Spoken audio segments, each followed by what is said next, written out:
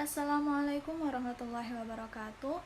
My name is Fadila Hadiyati and I'm from class PBI 4B, and now I would like to convey a summary that I have made previously about 3 articles that discuss reading. Okay, for the first title, that's effective practices for developing reading comprehension.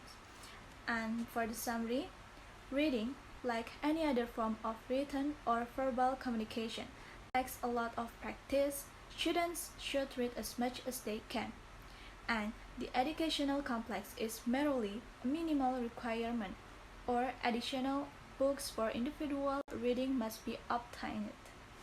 So, students should rely heavily on their verbal experience when reading independently.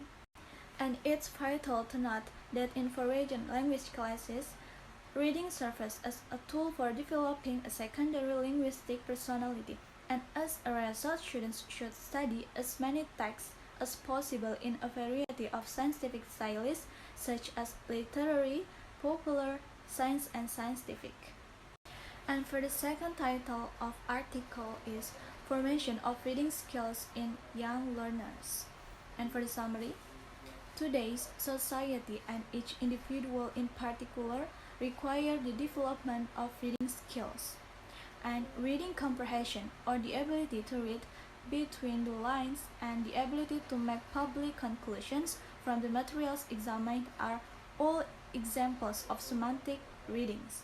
So, work on raising the pace, expressiveness, and knowledge of the substance of the reading is all part of developing reading abilities.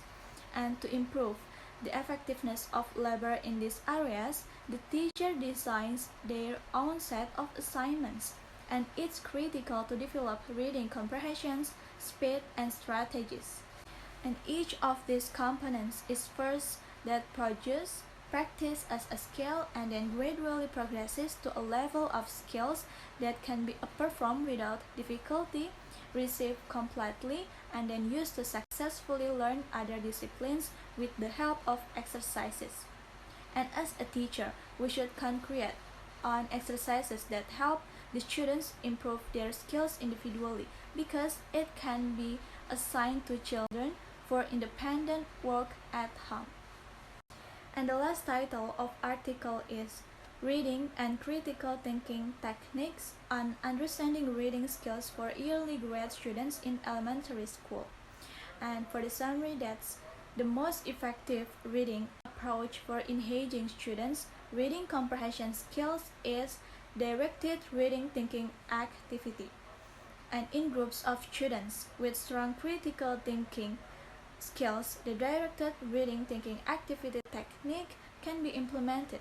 Meanwhile, in groups of students with limited critical thinking skills, the techniques such as the directed reading thinking activity and the preview, question, read, reflect, recite, and review might be used.